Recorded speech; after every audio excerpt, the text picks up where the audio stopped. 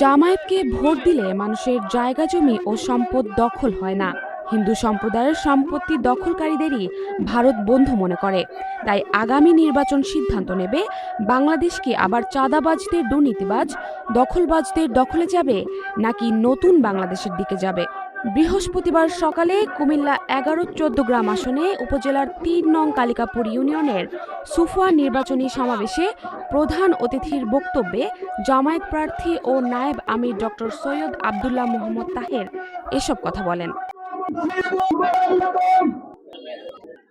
নির্বাচনী সমাবেশে অংশ নেওয়ার আগে আনুষ্ঠানিক প্রচারণার প্রথম দিন সুফুয়া বাজার সহ বিভিন্ন এলাকায় গণসংযোগ চালান সাধারণ ভোটারদের মাঝে। হাত মেলানো, কৌশল বিনিময়, সালাম বিনিময়ের মাধ্যমে তিনি ভোট প্রার্থনা করেন ভোটারদের কাছে। শুনেন সাধারণ মানুষের বিভিন্ন প্রত্যাশার কথা। সকাল থেকে প্রচারণা শুরু হলেও তার বিভিন্ন কর্মসূচির মাধ্যমে সারাদিনই তিনি গণসংযোগ চালাবেন বলে জানানো হয়েছে।